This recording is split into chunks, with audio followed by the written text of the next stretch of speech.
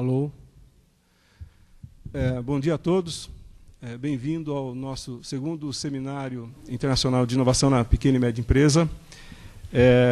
Quero inicialmente agradecer a todos os presentes e dizer que esse evento é promovido pela Escola Politécnica através do Departamento de Engenharia de Produção. Está inserido no âmbito das comemorações de 50 anos do nosso departamento, o Departamento de Engenharia e Produção. E, na sequência, eu gostaria de convidar para compor a mesa o professor Dr. Mário Sérgio Salerno, chefe do Departamento de Engenharia e Produção, e nesse evento representando também a diretoria da Escola Politécnica.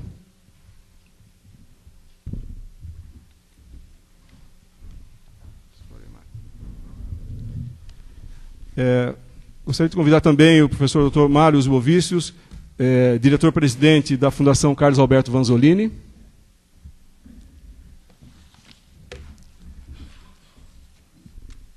Convidar o Dr. Paulo Eduardo Sable de Arruda, diretor técnico do Serviço Brasileiro de Apoio às Micro e Pequenas Empresas, o SEBRAE, São Paulo.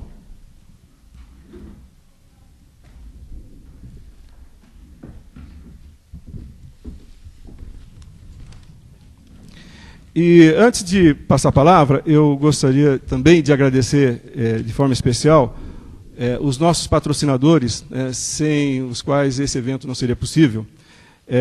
O SEBRAE, aqui em nome do Paulo Arruda, a Fundação de Amparo à Pesquisa do Estado de São Paulo, a FAPESP, o Banco Nacional de Desenvolvimento Econômico e Social, o BNDES, a Fundação Carlos Alberto Vanzolini, aqui com o professor Mauro Zbovícius, e o próprio Departamento de Engenharia e Produção, o professor Mário Salerno.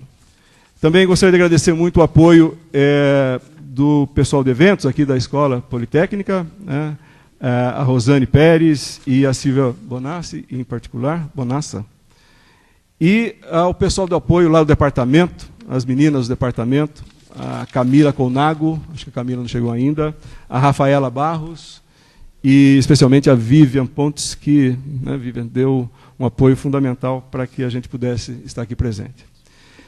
Agradecer também, logicamente, a Escola Politécnica, que nos ofereceu espaço e nos deu toda a infraestrutura para que pudéssemos realizar o evento.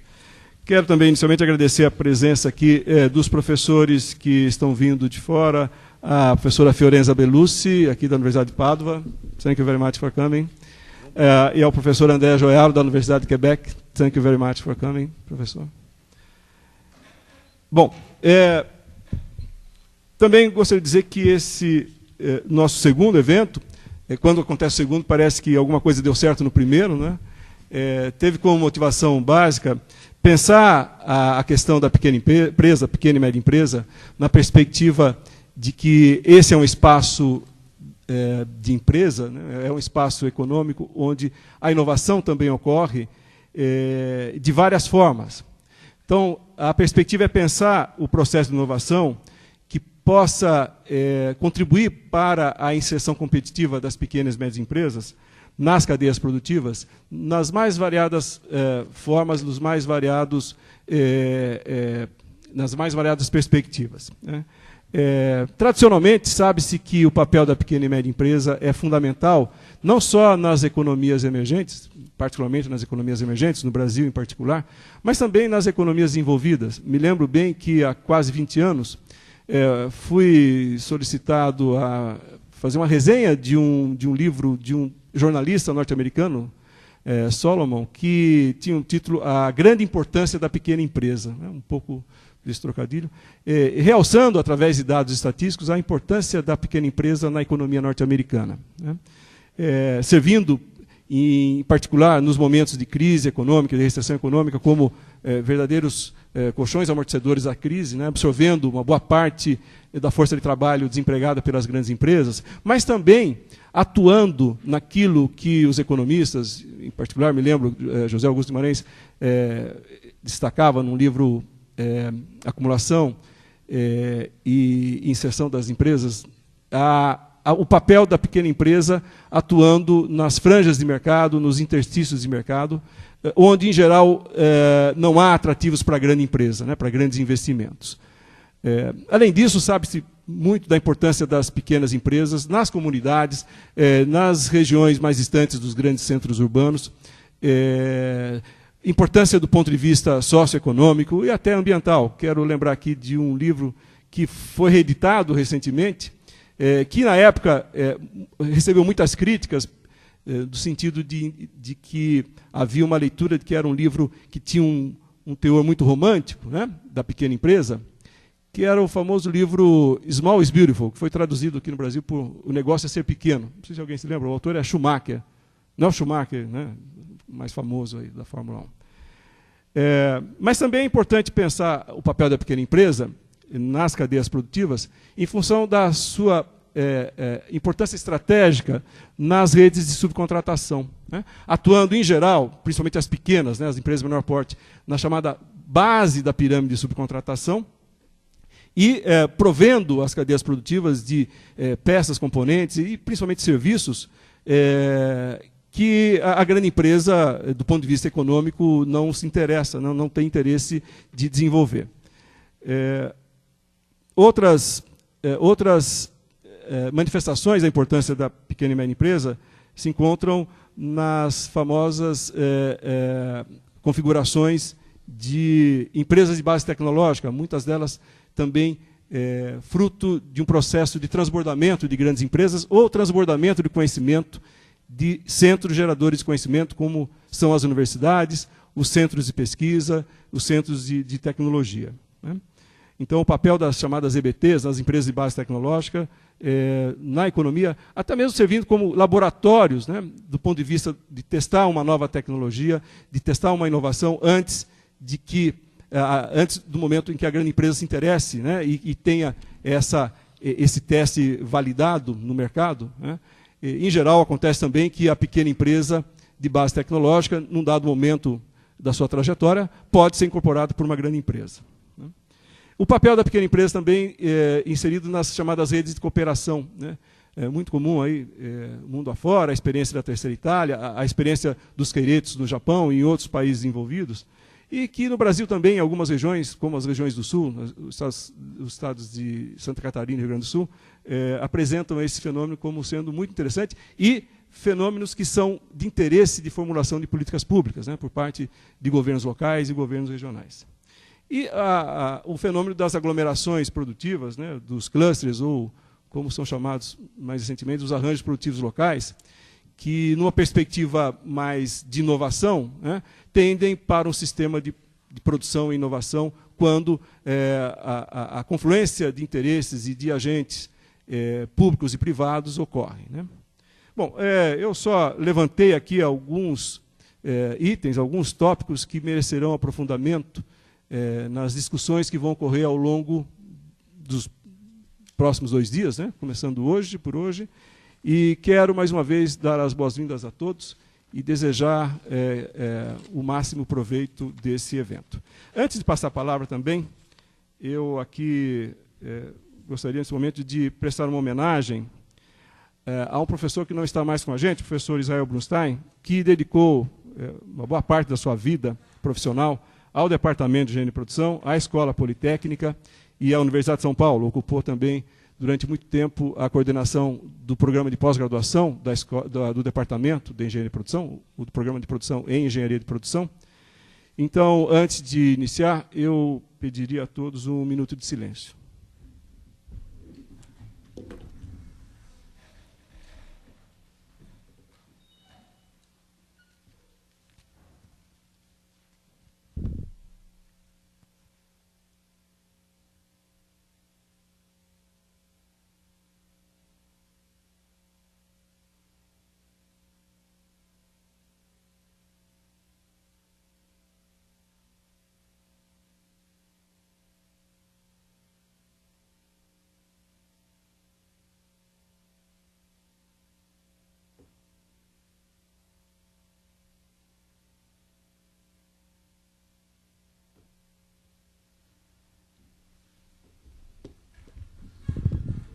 Obrigado. Na sequência, eu passo a palavra ao professor Dr. Mário Sérgio Salerno, chefe do Departamento de Engenharia de Produção, aqui representando a Escola Politécnica, para suas considerações iniciais. Professor, muito obrigado. Obrigado, bom dia a todos. Bem-vindos à Universidade de São Paulo, Escola Politécnica, e mais especificamente esse evento organizado no âmbito do Departamento de Engenharia de Produção. A Universidade de São Paulo é uma das principais universidades do mundo, tá? Nesses rankings que fazem por aí, está entre as 100 primeiras, 94, 92, depende do ranking. A Escola Politécnica, que é a escola de engenharia que está dentro da Universidade de São Paulo, uma delas, há uma outra que fica fora da cidade de São Paulo, é também uma das escolas de excelência, é a única escola brasileira reconhecida no âmbito de uma associação de alto nível de escolas de engenharia europeias. Vocês sabem, os Estados Unidos têm um sistema de educação e engenharia um pouco diferente, que não tem muito parâmetro do ponto de vista de extensão curricular com o Brasil nem com a Europa, né? E dentro da Escola Politécnica, o Departamento de Engenharia de Produção faz esse ano 50 anos, o primeiro curso de Engenharia de Produção do Brasil, da América Latina. Anos depois foi seguido pela Universidade Federal do Rio de Janeiro, por outras, e hoje a Engenharia de Produção é uma das habilitações de engenharia que tem maior difusão pelo Brasil. Mas o departamento não é só o mais antigo, ele tem sistematicamente recebido uma avaliação externa como o departamento que, no âmbito da escola e no âmbito do Brasil, que oferece o melhor curso de engenharia de produção do Brasil. Então a gente tem essa responsabilidade de manter essa posição e melhorar sempre, né? Esse evento faz parte, por um lado, das comemorações do cinquentenário, né? E, por outro lado, na busca de sempre melhorar, né? A discussão de pequena empresa ela é grande. Ela é grande porque a pequena empresa está enraizada na dinâmica econômica, na dinâmica tecnológica de hoje, mas principalmente daí para frente. Não tem grande empresa, nenhuma empresa nasce grande, certo? Então, um dos desafios é ter um ambiente, uma sociedade, uma economia que consiga gerar empresas, que essas empresas consigam ser micro, passar para pequenas e evoluindo. Muitas vão morrer, isso não necessariamente é ruim, né? No âmbito, aqui na Universidade de São Paulo, existe uma organização virtual que se chama Observatório da Inovação e Competitividade, do qual eu sou um dos coordenadores, que ela fisicamente, ela fica no âmbito do Instituto de Estudos Avançados, que é um instituto multidisciplinar aqui da USP, e no âmbito do observatório foi feita uma pesquisa sobre políticas de incitação à inovação em empresas em 7 países. E há países, por exemplo, como o Japão, que tem uma dificuldade enorme de geração de empresas. Enorme. O sistema japonês inibe a geração de empresas. E essa é uma das maiores preocupações das políticas públicas no Japão, para ver se consegue fazer gerar empresas de base tecnológica, mas não só, né? Pequenas empresas, eles têm muita dificuldade. E a França, que tem um Estado tão centralizado, quase tão centralizado quanto o Japão, sofre em menor escala de problemas semelhantes e tem políticas públicas muito fortes para tentar incentivar o surgimento de pequenas empresas, especificamente as de base tecnológica. O Brasil tem uma situação que mais ou menos a gente conhece, mas tem uma oportunidade muito, muito forte. A situação nos últimos anos mudou muito positivamente, digamos assim, né? Produto industrial crescendo quase 9%, o investimento crescendo, etc. Então, tem um marco regulatório que possibilita, incentiva mais a inovação do que incentivava antes. Vários dos palestrantes aqui no decorrer do seminário devem abordar esse assunto, pessoal de FINEP, de BNDES, mas existe um marco legal que está acima desses institutos, que incentiva mais do que antes o engajamento de empresas rumo à inovação e também de pequenas empresas, né? Então, acho que essa discussão é muito apropriada, muito apropriada.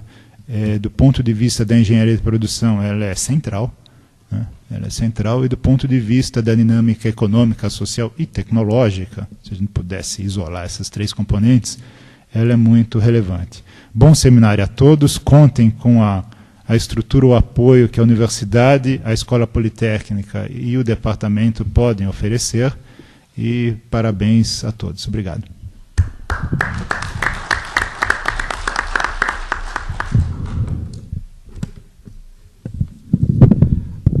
Obrigado, professor Mário Salerno. Eu passo a palavra agora ao professor Mauro Zibovicius, diretor-presidente da Fundação Vanzolini, para suas considerações também. Bom dia a todos, bem-vindos aqui ao evento. Não pretendo falar muito, porque vocês vieram para ouvir e participar de atividades já programadas. Só queria dizer que a Fundação Vanzolini, para quem não conhece ou conhece em parte, é uma fundação criada e dirigida por professores do Departamento de Engenharia de Produção, aqui da Poli. Completou nesse ano 41 anos de existência.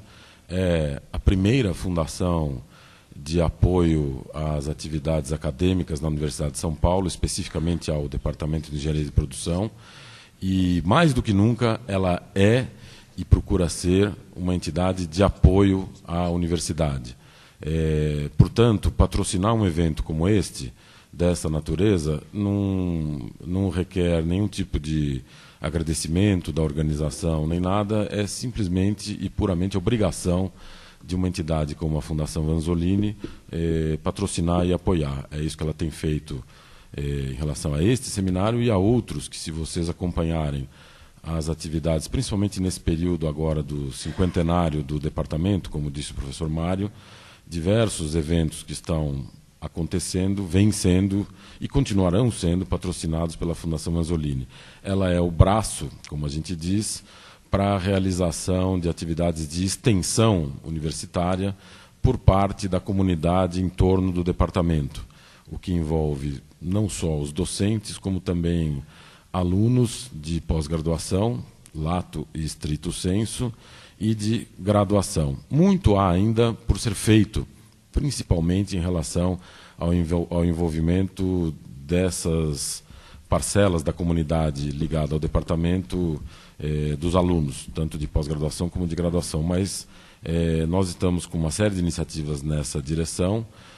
Só vou mencionar uma que tem a ver diretamente com o tema aqui desse seminário, que é um convênio que a Fundação Vanzolini assinou recentemente, junto com diversas outras entidades do campo universitário, acadêmico, com a Fiesp, para desenvolver atividades especificamente voltadas pela Fiesp para as pequenas e médias empresas. Então, futuramente, logo, deve aparecer iniciativas que envolvam a participação desta fundação e, portanto, de professores do departamento e, certamente, alunos em atividades que possam ajudar o desenvolvimento da micro, da pequena e da média empresa no Brasil, em particular no Estado de São Paulo, no que se refere à Fiesp.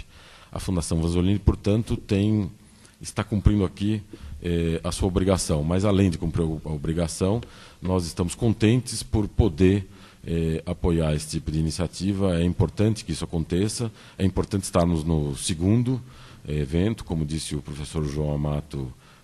Se estamos no segundo é porque pelo menos o primeiro foi um sucesso e esse certamente será. Só ver a programação e os temas que serão tratados, dá para ver a importância disso.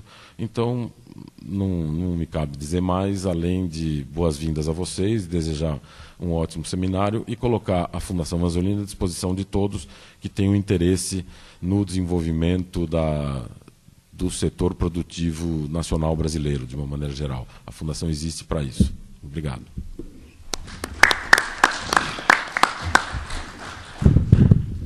Obrigado, professor Mauro.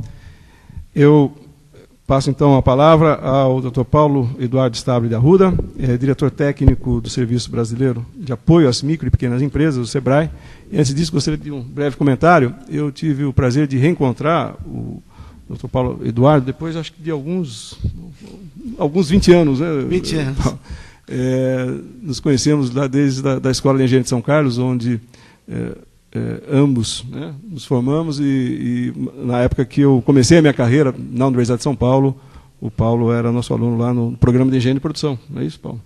Então, muito obrigado, duplamente obrigado por estar aqui e pelo apoio do SEBRAE, que, na realidade, não só se restringe ao apoio à realização desse evento, mas também quero aproveitar o momento e agradecer pelo apoio me dado, em particular, enquanto pesquisador, durante o projeto de pesquisa que eu desenvolvi sob patrocínio da FAPESP, e com o apoio logístico, podia chamar assim, do SEBRAE, abrindo portas, né, nas várias regiões do Estado para que a pesquisa fosse possível, né, de se realizar. Muito obrigado. Bom dia a todos e a todas. Eu quero saudar, então, o meu professor de verdade. Eu tenho a honra também de ser... Estou parecendo ser mais velho que ele já, mas, na verdade, ele foi meu professor. Eu fui aluno, sou engenheiro de produção lá em São Carlos, e quando o João Amato nos procurou para apoiar, para ser parceiro desse evento, mais pelo conteúdo, que é inovação, mais porque se trata de micro, pequena e média empresa, também pela seriedade do seu trabalho, pelo compromisso que ele tem com a causa de desenvolvimento. E desde há 20 anos atrás, quando estivemos juntos, até um pouco mais, uns 23 anos atrás, ele era um grande pesquisador, um grande incentivador da micro e pequena empresa. Então, realmente, parabéns, professor João Amato Neto, que está coordenando esse evento. Parabéns por reconhecer que a micro e a pequena empresa é que gera emprego, que gera desenvolvimento para o nosso país, e que cada vez mais o ambiente vai ficando competitivo, e que, na verdade, hoje você não difere a sua competitividade através de preço, através de qualidade, somente isso passa a ser condição básica. Você precisa inovar seus processos, inovar seus produtos, inovações radicais, inovações menores, incrementais, mas é preciso que a empresa, para ser competitiva, ela tenha realmente que fazer algo diferenciado. No entanto, hoje a nossa apresentação, que o Larubia estará aqui, nós fizemos uma pesquisa extremamente recente, mostrando o impacto que as micro e pequenas empresas que investiram em tecnologia tiveram em relação ao seu faturamento, à sua produtividade, à geração de empregos, e são números expressivos. E aquelas que não investiram realmente acabam tendo mais dificuldade, por isso que existe essa mortalidade tão alta da micro e pequena empresa. Então, o professor está de parabéns por pelo menos esses 23 anos aí que eu te conheço, você está sempre defendendo, sempre trabalhando, e nesses 23 anos, continuando ainda acreditando que é a pequena empresa que gera o desenvolvimento e o emprego. Quero saudar também o professor Mário Sérgio Salerno, que é o chefe do Departamento de Engenharia de Produção da Escola Politécnica da USP. Nesse ato também representa o diretor da Escola Politécnica, o professor Mauro Zilbovicius, diretor-presidente da Fundação Vanzolini. Quero saudar o meu colega Marcelo Dini. Também no momento que eu conversei com o Marcelo, vamos apoiar essa iniciativa.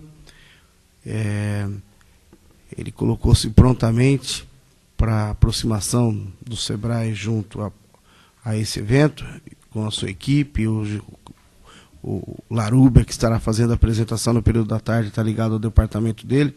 E o Marcelo é um exemplo dentro da nossa organização como um gerente comprometido, um gerente que, dentro da sua unidade, para se ter uma ideia, o SEBRAE tem um orçamento próximo a 100 milhões de reais ano, e só a unidade dele gastou 27 milhões em inovação, em tecnologia, em vários projetos que nós temos aí através do SEBRAE Tech, onde muitas instituições que desenvolvem tecnologia são credenciadas conosco e podem oferecer a consultoria tecnológica, gestão ambiental, o programa de alimentos seguros, desde para aquela lanchonete que precisa melhorar até a manipulação, a higiene, manipulação do alimento, a alavancagem tecnológica, enfim. O SEBRAE, logicamente, 100% do seu orçamento é destinado à micro e à pequena empresa. Quando nós temos algum trabalho com capacitação de fornecedores,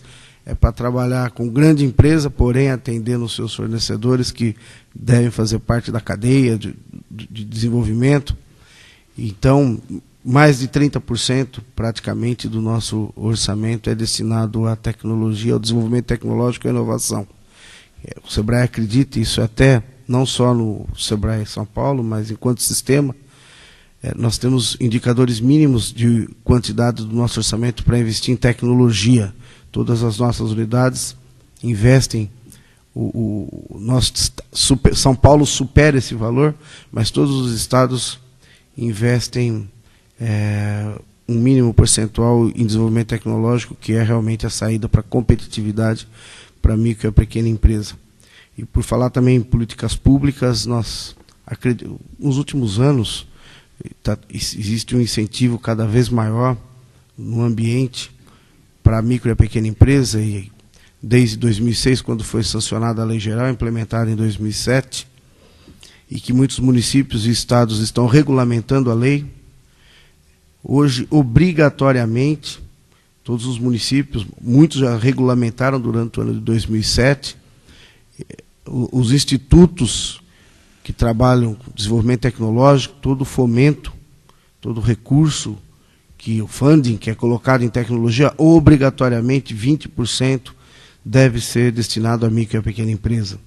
Cada vez mais a sociedade vem reconhecendo a importância da micro e pequena empresa na economia, no emprego, no PIB do nosso país, na geração de novos empregos, de novos produtos, de desenvolvimento. E hoje a Lei Geral, não só em tecnologia, mas como compras governamentais, cada vez mais municípios e estados se adequando para facilitar a questão da tributação, da desburocratização. Ainda estamos adequando, juntamente no âmbito estadual e municipal, a legislação para diminuir custos de impostos, e certamente nos próximos meses, e aí nós teremos muitas notícias onde não só desburocratizar o MEI, que nós chamamos de micro empreendedor individual, que terá uma facilidade para ele se legalizar e poder ser produtivo e oferecer para a sociedade desenvolvimento, que é o que nós precisamos. Então, esse é o nome, Marcelo Dino, parabenizar pelo teu trabalho, pelo investimento que você faz em tecnologia e cumprimentar os demais colegas que estão conosco aí do SEBRAE São Paulo. Quero também saudar o Renato Castelo, que é o gerente da Unidade de Acesso à Inovação e Tecnologia do SEBRAE do Distrito Federal, que está conosco aqui, que veio nos visitar e veio buscar o conhecimento. Então é isso, senhores. Nós gostaríamos que, mesmo nos nossos eventos, que a gente costuma chamar mais uma comunidade empresarial, e aqui nós estamos com uma comunidade tanto de empresários como uma comunidade acadêmica, mas o sonho do SEBRAE é que tivéssemos lotado todos os nossos eventos com empresários, para que realmente eles tenham a oportunidade de debater esse tema, de fazer a reflexão de como está a inovação dentro da sua organização. Mas eu não sei se é questão cultural, ou se o micro e a pequena empresa, por ser uma estrutura extremamente enxuta, o empresário acaba destinando a maior parte do seu tempo para estar dentro da empresa, ou a dificuldade de comunicação, ou a falta de esperança, não sei o que é que faz com que o micro e a pequena empresa, às vezes, numa cidade como São Paulo, uma grande quantidade de micro e pequenas empresas, praticamente 1/3 do nosso país está aqui na região, na Grande São Paulo, região metropolitana, a gente ainda não tem a participação tão efetiva de empresários. E não é por falta de divulgação, não é por falta de buscar, porque isso acontece em eventos, muitos eventos do próprio SEBRAE, que é focado especificamente, às vezes, na linguagem mais próxima ao micro e pequeno empresário, a gente encontra dificuldade. Mas é um trabalho que, a exemplo do professor João Amato, há 23 anos dedicando o seu estudo, a sua pesquisa para a micro e a pequena empresa e para o desenvolvimento desse país, nós também acreditamos, e cada vez mais o SEBRAE vai investir, acreditar em projetos que estão trabalhando, estudando, pesquisando a importância da micro e pequena empresa para o nosso país. Então, parabéns a todos os participantes e que tenham muito sucesso nesses 2 dias de evento e que possamos realmente aprender com vocês e poder também, humildemente, trazer informações que o SEBRAE também desenvolve nesse cenário da micro e pequena empresa. Obrigado e parabéns a todos.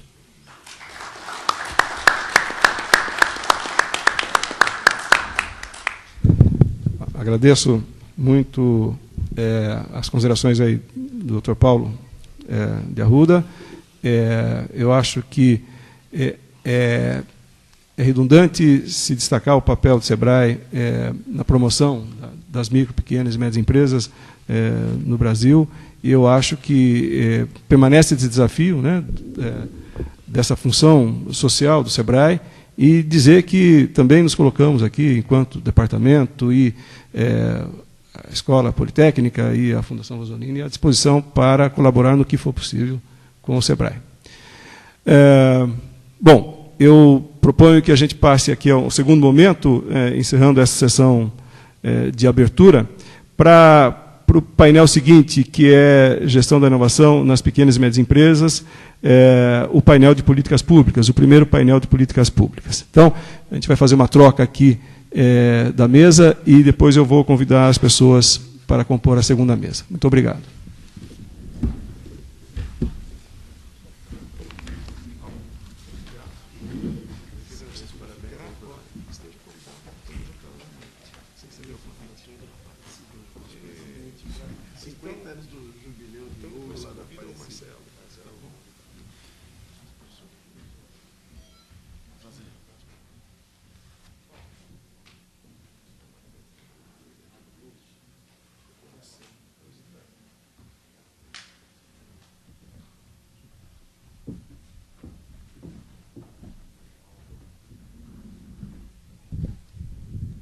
Bom, quero destacar 2 coisas aqui antes de passar para a próxima etapa do evento. Primeiro que estamos quase just in time aqui na programação, né? Isso é uma coisa rara quando se trata de eventos em geral, né? Depois eu gostaria também de mencionar a presença de alguns palestrantes que vão estar conosco ao longo desse seminário. Aqui o professor Miguel Juan Basic, do Instituto de Economia da Universidade Estadual de Campinas, da Unicamp, ali presente.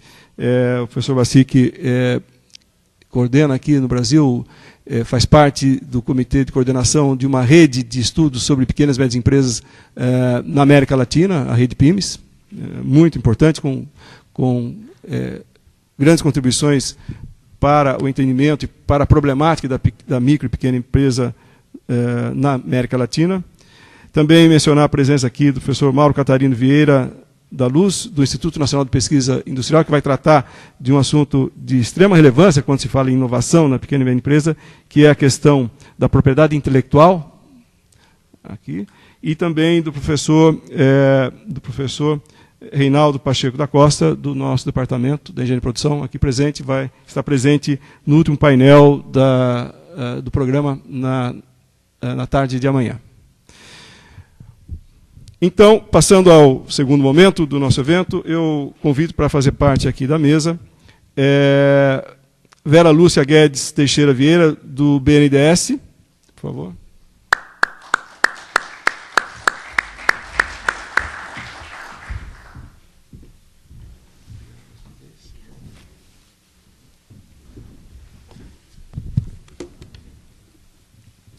E o senhor José Zeno Fontana, da FINEP, está presente, por favor.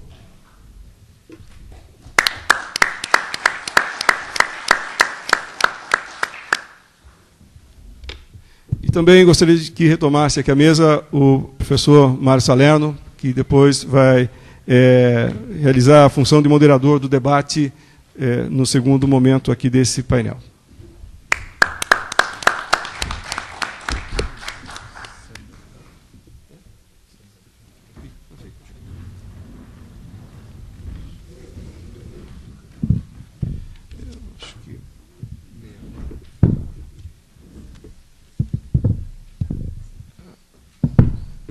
Há apresentações previstas aqui, utilizando os recursos das novas tecnologias, né? Então, eu passo a palavra a Vera Lúcia Guedes Vieira, do BNDES, que vai nos falar sobre linhas de financiamento do BNDES que são destinadas exclusivamente às micro, pequenas e médias empresas, com ênfase no apoio à inovação. Por favor, fique à vontade.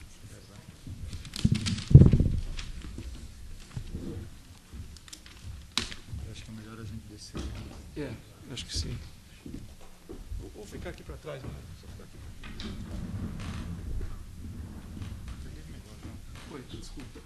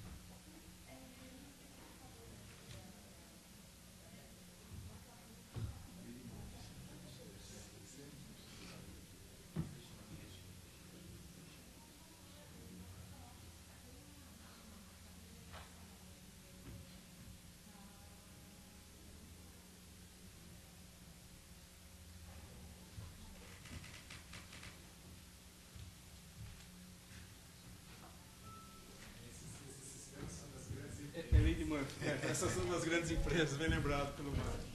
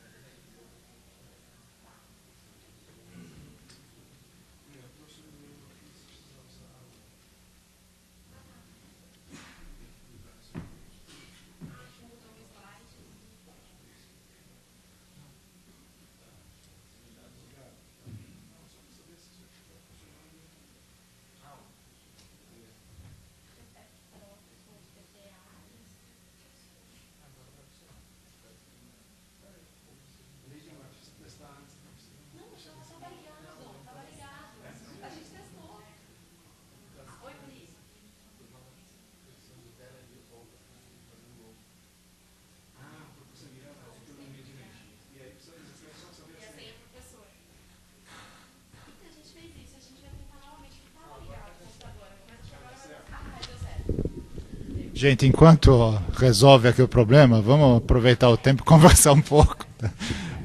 Queria aproveitar, agora vai pegar, né? Tá vendo? É só ameaçar que pega. Mas eu queria aproveitar para saudar os nossos computadores. Não, essa discussão entre inovação e desenvolvimento, crescimento de empresa é muito interessante. Mas como agora entrou a apresentação, eu guardo meus comentários para daqui a pouco, tá bom?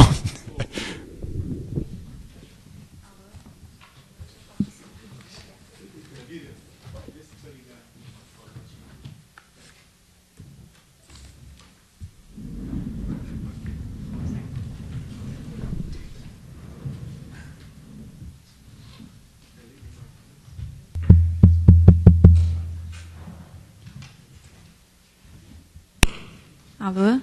Bom, gente, bom dia a todos. É um prazer estar aqui hoje com vocês. Eu gostaria de inicialmente... Bom, meu nome é Vera Vieira, eu trabalho no BNDES há já 5 anos, atualmente na representação regional de São Paulo. E eu gostaria de inicialmente agradecer o convite feito ao BNDES, especialmente na pessoa do professor João Amato Neto e da senhorita Vivian Pontes, com quem eu tratei nos últimos dias. O objetivo da apresentação hoje é, basicamente, apresentar a vocês as linhas de apoio à micro, pequena e média empresa, com enfoque em inovação. Inovação hoje é prioridade estratégica do BNDES e é prioridade estratégica do governo federal. Então, eu espero que hoje a gente possa, que vocês conheçam um pouquinho melhor as linhas de financiamento do BNDES, especialmente voltadas para os micro, pequeno e médio empresários inovadores. Então, quem é o BNDES, né? O BNDES é uma empresa pública federal fundada em 20 de junho de 1952. Ela é vinculada ao Ministério de Desenvolvimento, Indústria e Comércio. E o principal foco de atuação do banco é fornecer linhas de crédito de longo prazo a taxas atrativas e também apoio ao mercado de capitais. O apoio ao mercado de capitais pode ser basicamente de duas formas, ou via participação no capital da empresa, ou por meio de estímulo e incentivo à criação de fundos de participação fechados, fundos de investimento fechados. O que o BNDES apoia? Primeiramente, a missão do BNDES, né, promover o desenvolvimento sustentável e competitivo da economia brasileira, com geração de emprego e redução das desigualdades sociais e regionais. Para vocês saberem um pouquinho em relação ao desempenho do BNDES, em 2007 foram desembolsados cerca de 65 bilhões de reais, cerca de 24% mais do que em 2006, e até o momento, em junho de 2008, já foram desembolsados cerca de 38,6 bilhões de reais. Como que o BNDES faz esse apoio à empresa? Inicialmente, ou uma das formas é via projetos de investimento, ampliação, instalação, recuperação, modernização de capacidade produtiva, aquisição de máquinas e equipamentos, sempre nacionais e novos, aquisição de bens de produção, via cartão BNDES, o apoio à produção e comercialização de exportação pelas linhas do BNDES e Exim, e também o apoio via incentivo ao financiamento a capital de giro. Sempre lembrando que o foco de atuação do BNDES é apoiar iniciativas que gerem emprego e renda e desenvolvimento com inclusão social. E quem pode obter o financiamento do BNDES? As pessoas jurídicas, empresas em geral, associações, fundações, empresários individuais. Algumas pessoas físicas, são elas o produtor rural, o transportador de cargas, autônomo de carga, o transportador escolar e o microempreendedor, e a administração pública em geral, federal, municipal e estadual. Como o BNDES classifica o porte, a empresa pelo porte? Para o BNDES, uma microempresa tem uma receita operacional bruta de até 1.200.000 ano, uma pequena empresa, faturamento entre 1.200.000 a 10 milhões e meio, uma média empresa de 10 milhões e meio de reais de faturamento ano até 60 milhões de reais, e uma grande empresa a partir de 60 milhões de reais.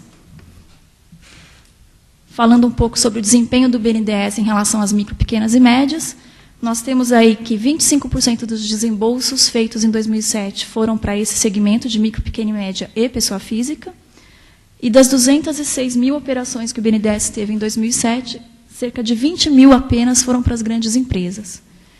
Houve uma expansão de cerca de 50% no valor das liberações que foram destinadas às micro, pequenas e médias em relação ao mesmo período, ou seja, em relação a 2006.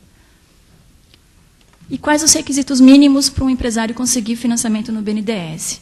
Ele tem que ter capacidade de pagamento, um cadastro comercial satisfatório, estar em dia com as certidões tributárias e previdenciárias federais, não está em regime de recuperação de crédito, dispor de garantias para cobrir o risco da operação, e mais para frente eu vou falar que esse quesito pode ter algumas excepcionalidades, e cumprir as exigências da legislação ambiental.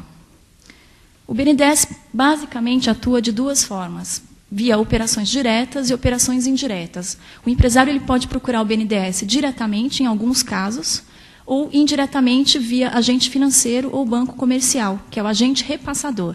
O recurso é do BNDES, no caso das operações indiretas, o recurso é do BNDES, mas quem faz a análise da operação e assume o risco é um banco comercial. Então, agora eu vou detalhar para vocês como que funciona a operação direta com o BNDES. A principal linha de financiamento é o FINEM, que é para a realização de projetos de investimento acima de 10 milhões de reais, também para implantação, expansão e modernização de capacidade produtiva, aquisição de máquinas e equipamentos nacionais e capital de giro associado a um projeto de investimento.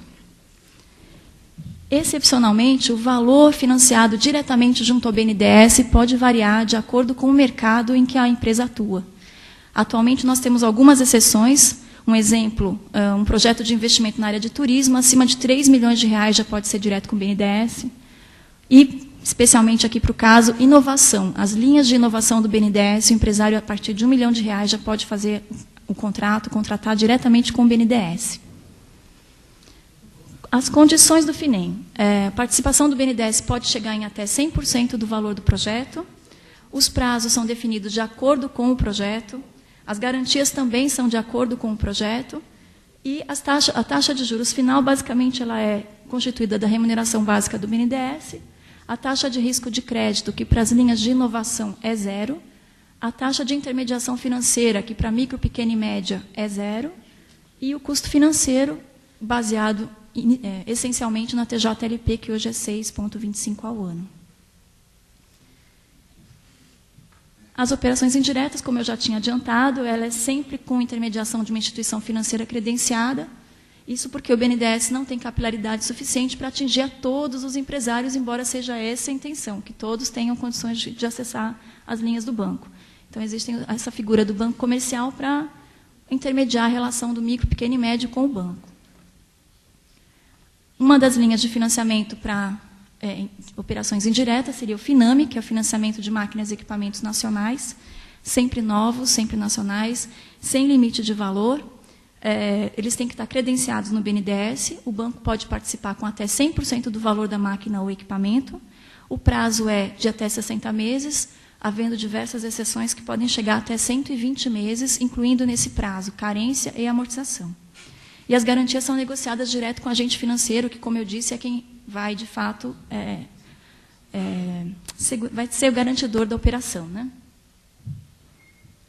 O BNDES automático é uma outra linha de financiamento para operações indiretas. Esse já é para projetos de investimento, também implantação, ampliação, recuperação, modernização, também máquinas e equipamentos dentro de um projeto, e você pode, inclusive, incluir obras civis, montagens, instalações, despesas pré-operacionais, até treinamento, inclusive capital de giro associado. E o valor máximo do BNDES automático é de até 10 milhões de reais por empresa, por projeto, a cada 12 meses. As condições do BNDES automático, também a participação para micro, pequena e média empresa chega a 100%, o prazo e as garantias negociadas diretamente com o agente financeiro, de acordo com a capacidade de pagamento e o porte do projeto, e a taxa de juros final. Então, seria a remuneração básica do BNDES, que pode variar, em geral, para micro, pequena e média, ficaria em torno de 1%, o custo financeiro, taxa de intermediação financeira e a remuneração do agente. A remuneração do agente financeiro, essa é diretamente com ele. Para micro, pequena e média empresa, também a taxa de intermediação financeira, nesse caso, é 0. E o custo financeiro também baseado especificamente, essencialmente, na TJLP. Uma outra opção de apoio ao micro, pequeno e médio empresário é o cartão BNDES. É um produto relativamente novo, ele existe desde 2003. É um acesso ao crédito desburocratizado. A taxa de juros hoje, em setembro, está em 1,14% ao mês. Basicamente, ou essencialmente, ele é um cartão de crédito para pessoa jurídica, voltado para micro, pequena e média empresa. Tá? São 3 os bancos emissores que atuam atualmente com o BNDES. Banco do Brasil, Caixa Econômica ou Bradesco. E as bandeiras são Visa e Mastercard. Então, é um cartão de crédito para pessoa jurídica, com taxa de juros de 1,14% ao mês, bastante atrativas, e que tem a função de desburocratizar o crédito, o acesso ao crédito do empresário. Então, repetindo, quem pode ter acesso a micro, pequena e média, empresa brasileira, com faturamento de até 60 milhões, como eu tinha dito a vocês, a média empresa é até 60 milhões, e a empresa tem que estar em dia com as certidões tributárias fiscais e previdenciárias, dívida ativa da União, tributos e contribuições federais, FGTS, RAIS. E repetindo, então, quais são as vantagens do cartão BNDES. O empresário pode ter um limite de crédito de até R$ 250 mil aprovado por cartão. É um acesso rápido e fácil. Depois que o empresário já tenha esse cartão em mãos, ele pode fazer a compra a qualquer momento, ele não precisa aprovação de crédito a cada nova compra. E ele pode comprar bens de produção e alguns insumos para determinados segmentos específicos. As prestações são fixas, na data da compra as prestações ficam fixas em até 36 meses, não tem surpresa após a data do fechamento da compra. A taxa de juros eu já falei, 1,14 ao mês. O crédito é rotativo, o empresário pagou a primeira compra, ele tem de novo crédito no cartão, funciona exatamente como um cartão de crédito. Uso automático, não precisa de aprovação a cada uso. E não tem anuidade. Tá? E é importante frisar que esse limite é por banco emissor. Em última instância, o empresário que tem a conta no Bradesco, no Banco do Brasil e na Caixa Econômica, ele pode ter até R$ 750 mil em cartão de crédito, pré-aprovado. Falando agora especificamente de inovação, que é o grande foco aqui do nosso seminário, do seminário que a gente está participando. Então, como eu já disse inicialmente, inovação é prioridade estratégica do BNDES, é prioridade do governo federal. A ideia, a intenção é que haja um estímulo para que aumente a atividade inovativa no país, né, que gere maior competitividade, substituição de importações.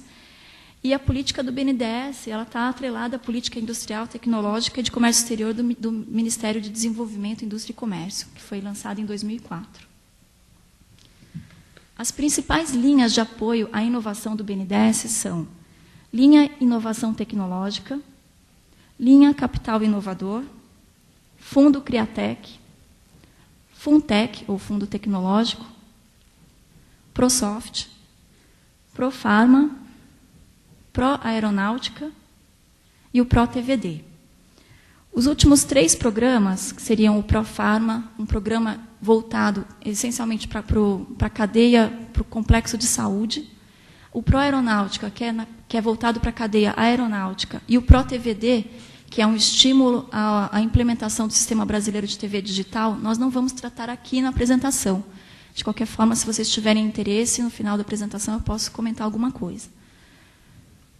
Então, nós vamos começar com a linha Inovação Tecnológica, tem foco no projeto. Tá? A ideia é apoiar a pesquisa, desenvolvimento e inovação de novos produtos e processos, com risco em que seja identificado o risco tecnológico, há um risco tecnológico nesse projeto e há uma oportunidade de mercado.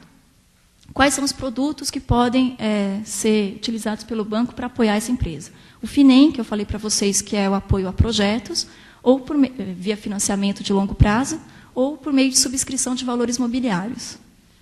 A taxa é extremamente atrativa, ela é apenas de 4,5% ao ano, sem nenhum outro componente no custo. A participação máxima do BNDES pode chegar em 100%. O prazo máximo de financiamento é de até 14 anos, bastante acima do que é as linhas de crédito usuais que eu já falei para vocês hoje. E o valor mínimo de apoio é de R$ 1 milhão. A segunda linha que eu quero falar com vocês é a linha Capital Inovador, que já tem um foco na empresa. O objetivo é apoiar o investimento, né, em inovação, em infraestrutura física e em ativos tangíveis e intangíveis. Tá? A ideia é investir em empresas que tenham uma estratégia já pré-estabelecida, com a intenção de realmente melhorar a questão inovadora dentro da sua atuação. Né? Pode incluir capacitação, atividades inovativas em caráter sistemático. Tá? Não é um projeto, é a empresa como um todo querendo atuar sistematicamente em inovação.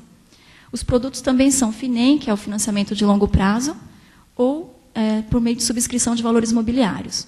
A taxa, nesse caso, para micro, pequena e média, é apenas a TJLP, que eu falei para vocês, está hoje em 6,25 ao ano, varia trimestralmente. E para grandes empresas, é a TJLP mais a taxa de risco de crédito, que hoje pode chegar a 3,57% ao ano. E a remuneração do BNDES, então, como eu falei, fica zero, é apenas a TJLP para micro, pequena e média. O valor mínimo de apoio nessa linha também é de R$ 1 milhão. O valor máximo de apoio é de até R$ 200 milhões.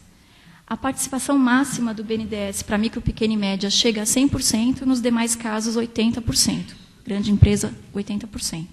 E o prazo máximo dessa linha, de 12 anos. Outra opção de apoio do BNDES é o Fundo Criatec. O recurso é do BNDES, o gestor nacional é a Antera, Gestão de Recursos. Ela foi selecionada pelo BNDES para gerir esse fundo.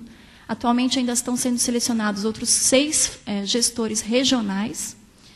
E a intenção é apoiar a política de investimento desse fundo para empresas inovadoras atuantes no setor de tecnologia de informação, nanotecnologia, biotecnologia, novos materiais, agronegócios e outros. E o faturamento bruto dessa empresa tem que ser de, no máximo, 6 milhões de reais. Então, o foco do Criatec são empresas inovadoras de capital semente. O valor máximo de financiamento por empresa é de R$1,5 milhão de reais, e o empresário interessado ele faz contato diretamente via o site do fundo, que é o fundocriatec.com.br.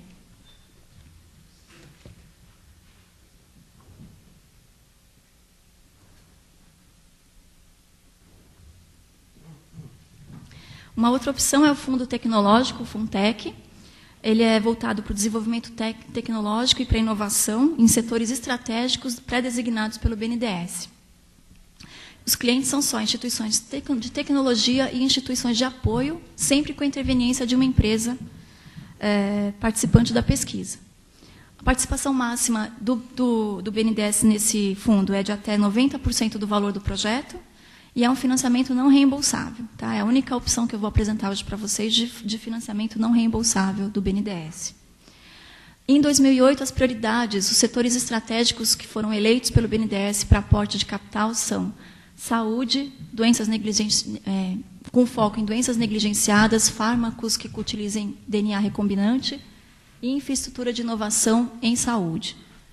Meio ambiente, especificamente emissão de poluentes industriais e veiculares, e energias renováveis. 85% do total desse fundo tem que estar nesses projetos. Pode ter projeto que não sejam desses setores? Pode, mas não é o foco do fundo nesse momento. Os itens que podem ser apoiáveis no Funtec: aquisição de equipamentos novos, software, despesa de internação, instalações físicas e infraestrutura, material de consumo, salários de equipe própria e treinamento, viagens, ensaios, testes e certificações, serviços técnicos e consultoria e despesas operacionais. O Funtec, o BNDES recebe via Funtec projetos durante todo o ano, só que existem rodadas em que o BNDES faz um limite, até aquela data ele vai receber os projetos e vai analisar naquela data. Então, a última data de rodada, que a gente chama de análise de consultas, foi em agosto, dia 15 de agosto de 2008. Deve haver mais uma até o final do ano. Mas o empresário ele não precisa aguardar a data dessa nova rodada para enviar o projeto. Ele já pode enviar, o projeto já vai estar lá no BNDES, para análise futura. Por fim, eu vou falar um pouquinho de ProSoft, que é o Programa para o Desenvolvimento da Indústria de Software e Serviços de Tecnologia da Informação.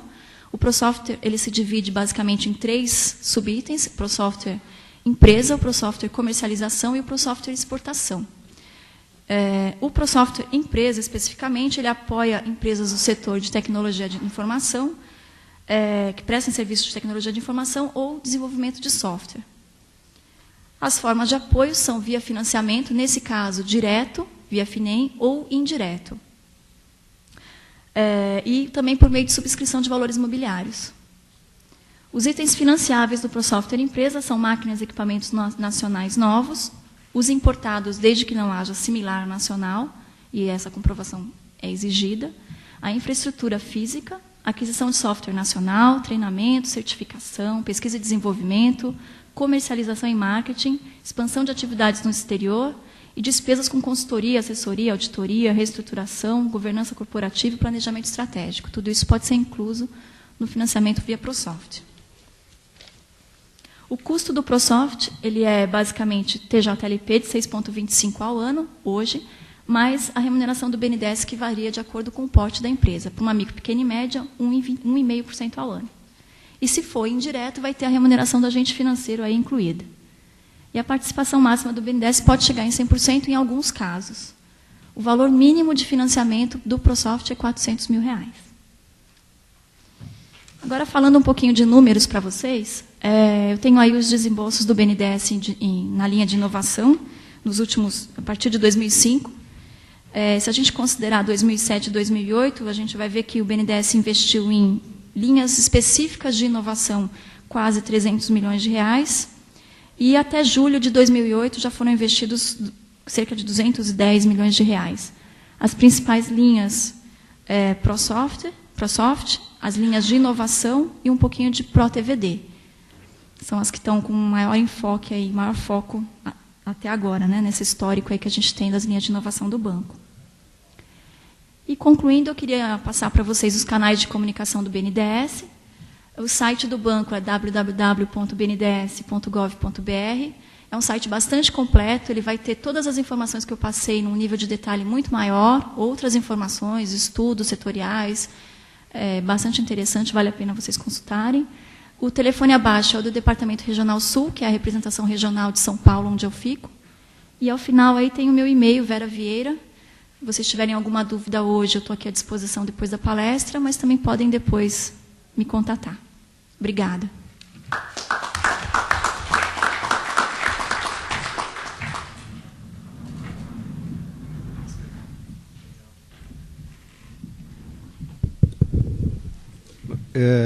Nós que agradecemos, Vera Vieira, pela palestra. Eu queria encaminhar uma sugestão aqui à plateia, para que quem tiver alguma pergunta anotasse e que essas perguntas pudessem ser encaminhadas no segundo momento, após o intervalo que a gente vai fazer, após ainda a apresentação do senhor José Zeno Fontana, da FINEP. Tudo bem? Quer dizer, o nosso plano aqui é que tenhamos, depois, aí, em torno de 10h30, um pouco mais, uma paradinha para um café, e depois disso, um debate com os dois palestrantes dessa mesa. Tudo bem? Todos de acordo? Então, eu passo a palavra ao senhor José Zeno Fontana, da financiadora Nacional de Estudos e Projetos, é isso mesmo? FINEP, por favor. Pois não. Bom dia a todos. Eu vou tentar, com o tempo que está programado e o tema que foi colocado a essa apresentação, ser um pouco mais informal e um pouco menos burocrático e tentar falar um pouquinho mais puxado para políticas públicas do que efetivamente para as linhas de operação da FINEP. Né? Evidentemente que vai ser pano de fundo a linha de operação da FINEP, mas na realidade eu acho que a gente tem uma oportunidade nesse momento de trocarmos algumas experiências, talvez pós o debate, alguma coisa assim, em relação ao tema. Mesmo porque eu acho que tanto para a BNDES quanto para a FINEP nós não estamos falando aqui com neófitos, né? Quer dizer, eu tenho a impressão que todos vocês, nesse ambiente de academia, mais empresas, etc., de algum modo já ouviram falar de ambas instituições ao longo do tempo. Né? E, evidentemente, como fez a minha colega Vera, a remissão a algumas dúvidas, etc., estão mais do que elucidadas e explicadas nos sites oficiais das nossas instituições. Então, acho que a gente poderia aproveitar o tempo, ao invés de discriminar as linhas de operação, a gente poder trocar algumas ideias aqui em relação à política pública que inspiraram as linhas de operação das nossas instituições. Né? E também porque a FINEP sempre foi o primo pobre do BNDES, então não tem tantas linhas operacionais assim para ser, vamos dizer assim, especificada. Né? A própria origem da empresa FINEP foi de uma carteira de operações de tecnologia do BNDES há 40 e poucos anos atrás. Né? E quem for eventualmente se dar ao trabalho de comparar as linhas vai ver que há muita superposição, o que é bom, tá certo? Afinal de contas, são duas instituições que podem apoiar a tecnologia, o desenvolvimento tecnológico e a inovação. Né? Eu começaria dizendo o seguinte, quer dizer, a FINEP, pode ir mais um? Você pode ir mais um, Vivian? Ela, teoricamente, achou um nicho de marketing para se colocar como uma agência brasileira de inovação. Quer dizer, na realidade, ela sempre apoiou aquilo que, antes da inovação, se chamava desenvolvimento tecnológico, né? E que agora termos genéricos, ficou inovação, mas na realidade ela nasceu para apoiar o desenvolvimento tecnológico naquele momento da engenharia nacional, tanto do ponto de vista da formatação e da implantação, da criação de novos produtos na indústria brasileira, mas também com uma consultoria que naquele momento, principalmente na área de barragens e represas e transportes, a gente já detinha aqui algum conhecimento na área de consultoria, apoiar as empresas de consultoria de engenharia nacional, tanto internamente quanto para tentar ganhar o mercado expositor, com vários casos de sucesso ao longo do tempo, né? Então, hoje nós somos conhecidos e implantamos a marca da Agência Brasileira de Inovação. Pois não. Eu acho que todo mundo que está na universidade, no Instituto de Pesquisas e algumas das empresas, em algum momento foram apoiados ou tiveram algum contato, algum relacionamento com a FINEP, porque a FINEP sempre teve duas áreas distintas de operação e que mais tarde eu vou dizer que hoje elas convergem muito mais de uma forma efetiva do que antigamente, mas na realidade a gente sempre apoiou a academia, vamos dizer assim, em termos genéricos, com recursos do Fundo Nacional de Desenvolvimento Científico e Tecnológico, do qual a FINEP é secretária executiva, e as empresas que desenvolviam tecnologia com recursos captados ou via governo federal, ou até mesmo empréstimos estrangeiros, ou fundo de apoio aos trabalhadores, estão numa operação reembolsável. Né? Pois não. Pois não. Então, na realidade, ela tem agora, hoje, vamos dizer assim, mais claro, esses dois tipos de operações. Né? Enquanto agência de fomento de ciência e tecnologia, ela trabalha com os financiamentos não reembolsáveis. Né? Meio paradoxal, financiamento não reembolsável, mas são operações em que não há necessidade de o tomador do recurso retornar o dinheiro à FINEP com uma remuneração. E crédito reembolsável, quer dizer, aí sim, uma operação de financiamento nos moldes tradicionais, com retorno. Então, ela tem esses dois focos de atuação que, em determinados momentos do passado, penderam para um ou outro lado o seu enfoque, mas preponderantemente fazíamos muito mais crédito reembolsável do que operações não reembolsáveis. Hoje em dia, essa tendência se inverteu. Hoje em dia, nós estamos operando muito mais com operações não reembolsáveis do que com operações reembolsáveis, principalmente um escritório regional operacional, como é o escritório de São Paulo, que tem uma ligeira diferença em relação ao escritório regional do BNDES. Nós aqui analisamos e só não decidimos, quem decide é a diretoria, mas toda a operação de análise de um projeto reembolsável é feita aqui no escritório de São Paulo. É o único escritório regional que a FINEP tem no país, os outros são mais representações, alguns que tem aí por aí daí. Então a gente tem e eu digo isso, quer dizer, o escritório de São Paulo, que está mais perto de todos nós aqui, sempre foi um escritório eminentemente operacional e com operações reembolsáveis, conduzidas desde a recepção do empresário até ao envio da proposta de aprovação ou não aprovação à diretoria para decidir. Pois não. As fontes tradicionais. Pois não. Aqui eu queria me deter um pouquinho mais, porque aí já começa a mudar a história da FINEP. Tá? E aí eu acho que a gente entra mais no campo de política pública.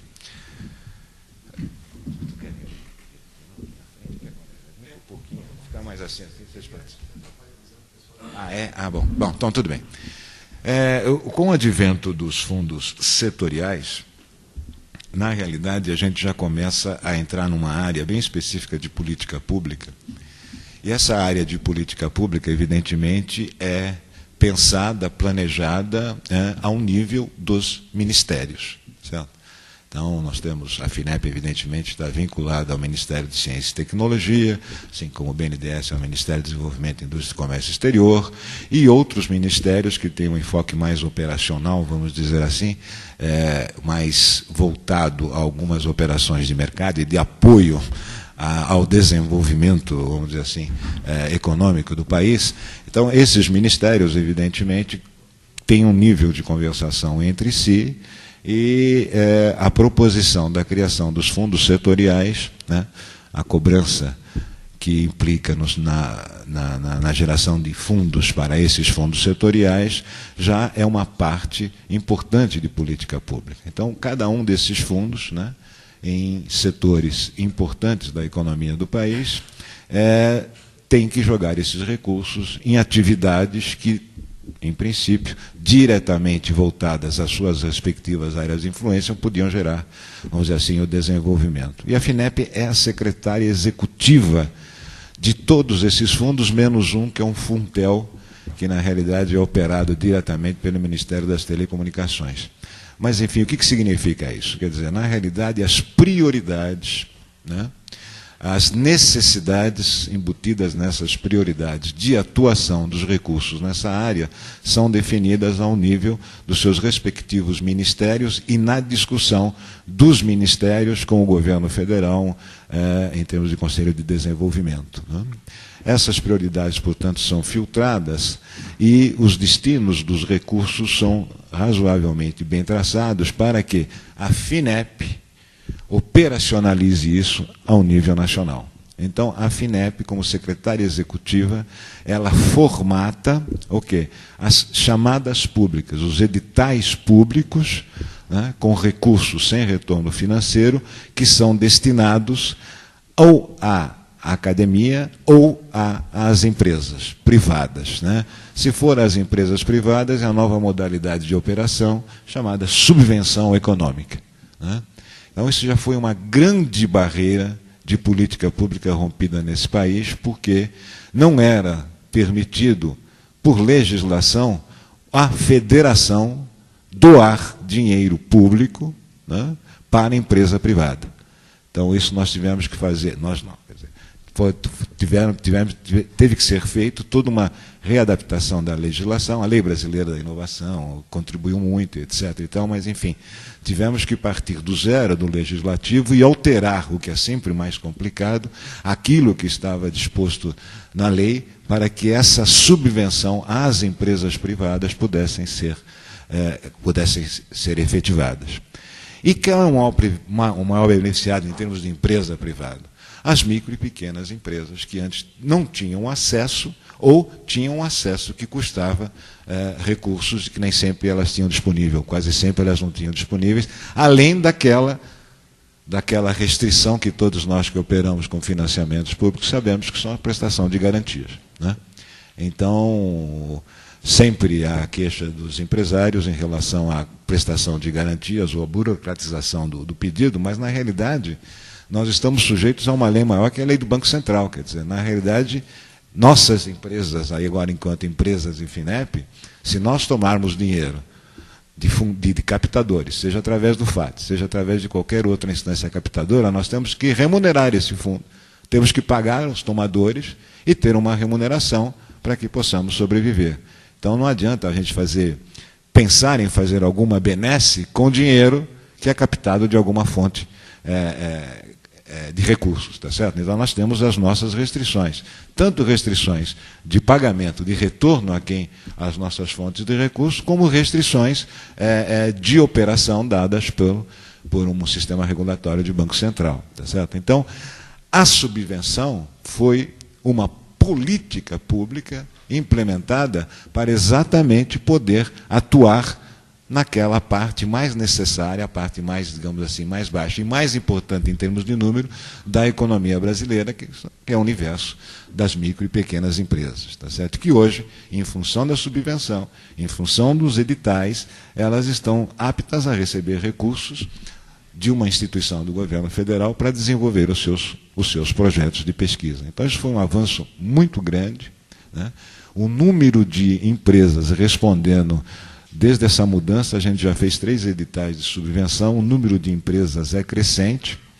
E aí, não é da FINEP a responsabilidade, mas já vem cravado, em função da planejamento anterior dos comitês gestores de cada um desses fundos, né? Cada um desses fundos tem representantes dos vários ministérios neles, alguns deles até a FINEP tem representação, né? Esses comitês gestores traçam as diretrizes do edital. Então, são empresas sem fins lucrativos, o campus ou as áreas prioritárias são software, mecânica, enfim, tudo isso, e a gente formata enquanto secretaria executiva para lançar ao público, né? Então, isso é uma política pública que deu muito resultado. Pois não, vamos mais para frente. Isso que eu estava dizendo agora, pois não?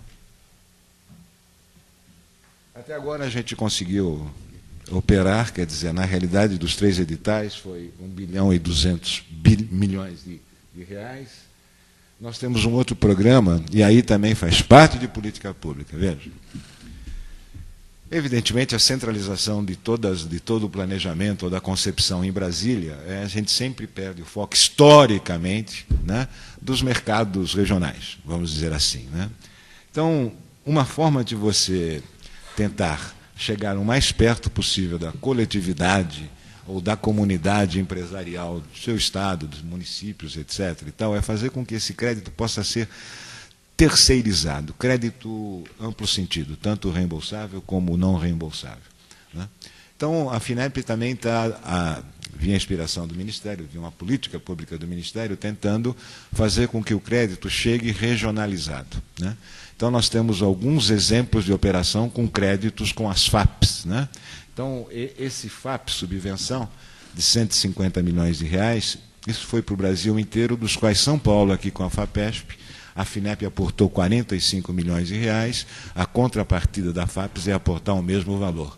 Então, isso é evidente, uma operação, hoje aqui no estado de São Paulo, de 90 milhões de reais, e nos outros estados menos, mas com essa concepção, tá certo? Isso é dinheiro não reembolsável para basicamente micro e pequena empresa poderem operar respectivamente nos seus estados. E é operacionalizado todo pela FAPES, que faz o edital, né, circunscrito à sua área de atuação regional, pressupostamente com maiores conhecimentos do que alguém que está planejando, pensando em Brasília. Então, a forma de operação é a resposta a chamadas de editais ou cartas convite. Por favor. Essa é, teoricamente, a parte mais... a novidade da exposição nossa aqui, e eu estou falando, evidentemente, com licença dos superiores, representando a FINEP, mas isso daí, no estado de São Paulo, esse programa Juro Zero, ele foi lançado em 2004. O que é o Juro Zero? Novamente, uma resposta de política pública às necessidades, onde assim, dos nossos micro e pequenos empresários. Em determinado momento de operação da FINEP, a gente percebeu que a gente estava sem produto para os micro e pequenos empresários, porque o Pró-Inovação, que é o nosso carro-chefe, ele tem uma limitação de atender empresas que têm um faturamento acima de 10 milhões e meio de reais, né, e com projetos de, no mínimo, 1 milhão. Bom, se a gente opera isso, a gente excluiu as micro e pequenas empresas de qualquer lugar. Tá certo? Então, a gente precisava ter um novo produto, evidentemente, que acoplado as subvenções aos editais, tá certo, pudesse fazer um conjunto de operações que alcançassem efetivamente os clientes que a gente julga serem necessários, né? Então, nós criamos, em 2004, o programa Juro Zero. O que é o programa Juro Zero? É um programa sem juros, sem carência e em 100 prestações retornáveis, né? Então, na realidade, isso funciona com base num programa de parceria com instituições estaduais. Essa parceria não em relação ao dinheiro, quem dá o dinheiro é a FINEP, mas em relação à prestação de garantias, né? Então, um parceiro estadual, né? No caso dos que estão operando de Pernambuco, foi o Porto Digital, em Santa Catarina foi a Associação Catarinense das Empresas de Tecnologia, a Bahia, Minas Gerais e Paraná foi o Instituto Evaldo Lodge com as respectivas federações das indústrias desses estados. Então, esses parceiros aportam 10% do volume de recursos que a FINEP aporta ao Estado. Então, quando lançamos, foram 20 milhões para cada era para cada, vamos dizer assim, parceiro poder operar, e esses parceiros tinham que colocar R$2 milhões num fundo garantidor das operações, mais ou menos 30% da garantia. Os outros 20% eram aval dos tomadores e os 50 outros por cento, 3% tomados da operação. Certo? Então, com isso, o empresário estava liberado de apresentar aquelas benditas garantias reais, tinha 100 meses, né, para poder retornar um dinheiro sem remuneração. Mas, evidentemente, para ser extremamente claro, esse programa tem uma taxa de juros de 10% ao ano, que o empresário não paga desde que ele não se torne inadimplente. A partir do momento que ele se tornar inadimplente, tem alguns detalhes, tem tanto tempo de inadimplência, etc. e tal, mas, na realidade, se ele se tornar inadimplente por um determinado período, ou cair numa daquelas condições, ele passa automaticamente a pagar uma taxa de 10% ao ano. Né? Então, novamente, uma junção entre a política pública e as restrições de operação de uma empresa pública lidando com financiamento reguladas pelo Banco Central. Certo? Mas, de qualquer modo, foi um produto muito interessante. São Paulo não entrou num primeiro momento, teve uma tentativa da Unicamp de entrar, mas não atendeu os requisitos daquele determinado momento. Uma outra instituição, também aqui de São Paulo, não atendeu. Terminamos agora, 29 de agosto, o prazo, ficou um mês aberto esse edital para todo mundo participar a nível nacional. E aqui, fruto da nossa política de fomento da FINEP, mais escritório de São Paulo, e também da vontade de atuação do parceiro aqui, a Secretaria de Desenvolvimento Econômico do Estado de São Paulo, mais o Instituto de Pesquisas Tecnológicas do Estado de São Paulo, o nosso IPT, que é vinculado à Secretaria, e o FUNCET, o Fundo de Desenvolvimento Científico e Tecnológico, criado há muito tempo atrás aqui no Estado, parado em função de várias conjecturas que não cabem ao caso, mas que vai começar a operar agora com 16 milhões de reais, tipo uma finepinha dentro da Secretaria,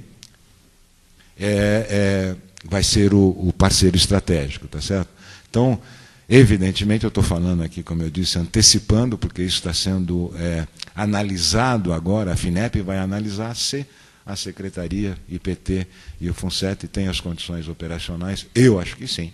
Então, acho que não tem muito problema a decisão da diretoria. Então, nós vamos contar com esse recurso ao nível aqui do Estado de São Paulo para as nossas empresas. Inicialmente, um programa de 10 milhões de reais, mas que, se for exaurido em uma semana, na próxima semana tem mais outra parcela de 10 milhões, e assim, se for o caso.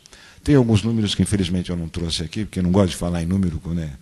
É para debater com as pessoas, mas, enfim, o potencial de operação que representa para a FINEP, também, claro, para o BNDES nas suas operações, o número de micro e pequenas empresas existentes no Estado de São Paulo, tirando aquelas que estão ruins das pernas, tirando aquelas que não estão nos ramos prioritários da PITSE, hoje, ou também da Política de Desenvolvimento Produtivo, agora mais recente, fazendo uma série de cortes nessas empresas, ainda resta um potencial de empresas que a gente pode trabalhar tentando atraí-las, ou elas podem nos procurar para financiar seus desenvolvimentos, é enorme. Então, o potencial de São Paulo é uma coisa impressionante. Então, uma política pública que possa atender isso é fundamental.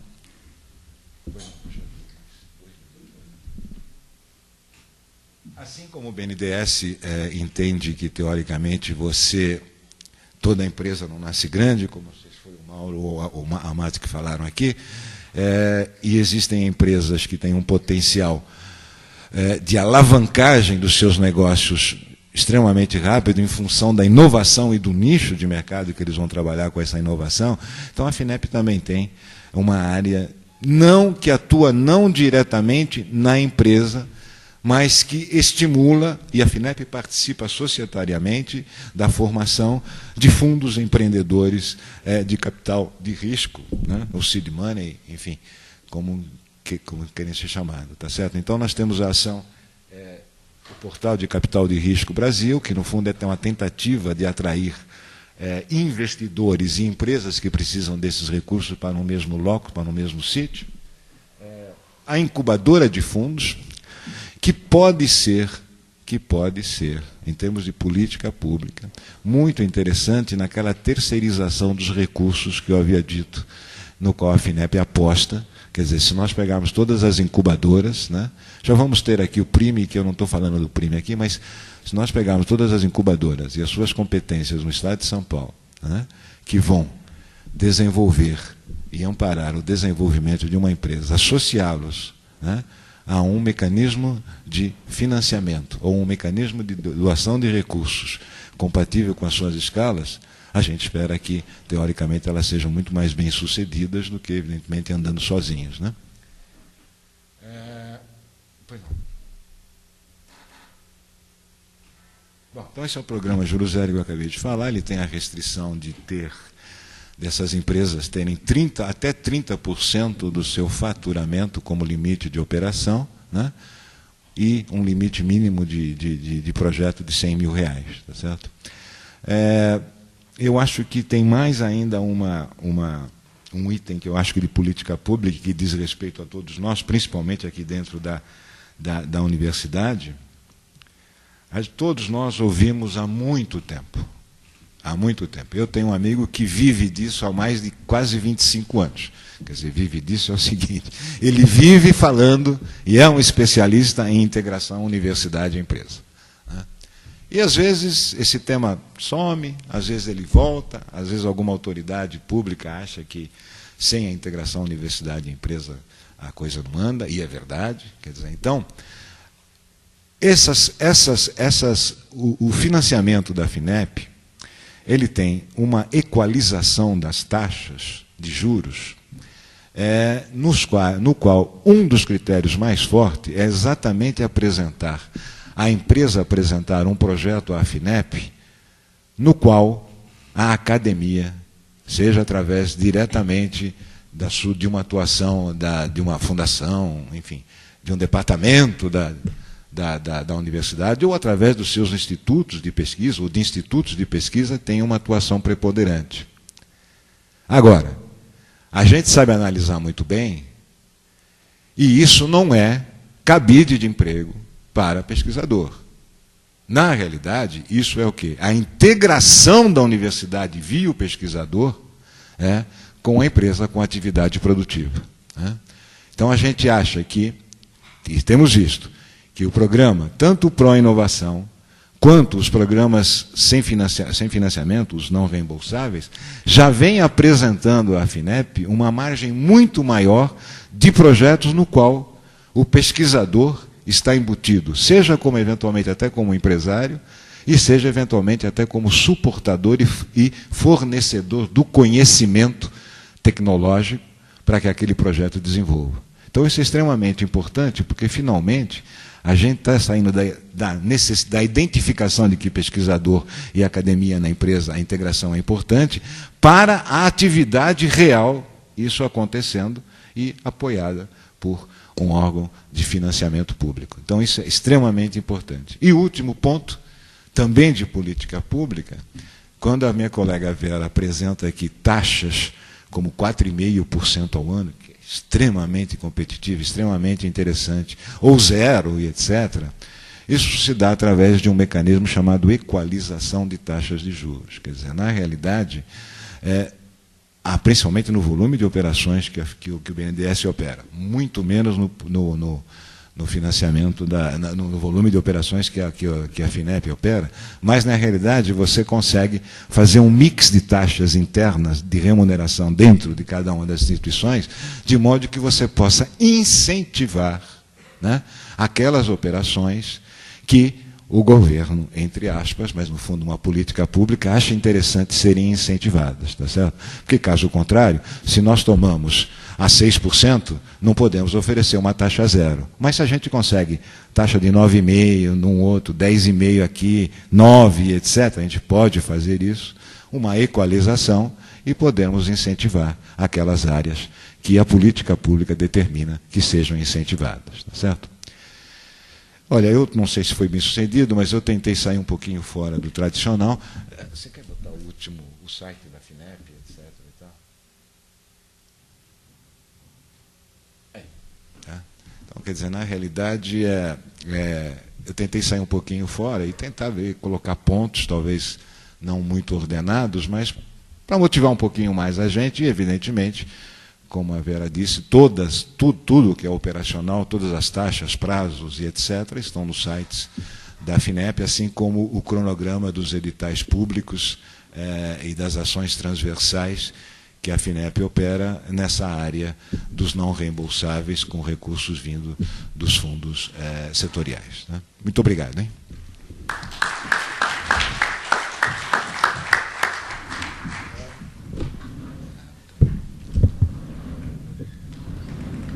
Bom, como eu já havia anunciado, a proposta é que a gente faça agora uma pequena parada para um café. Convido a todos aí para o nosso café, um momento de convivência, de conhecimento entre os participantes. E após o café, então, uns 20 minutos, né, 15 a 20 minutos, logo após a gente retorna para uma sessão de debate. O professor Márcio Salerno vai ser o moderador dessa outra sessão. Já está preparando aqui, já vi que ele está preparando aqui uma artilharia. E vocês ficam à vontade também para encaminhar depois perguntas aos palestrantes. Ok? Muito obrigado.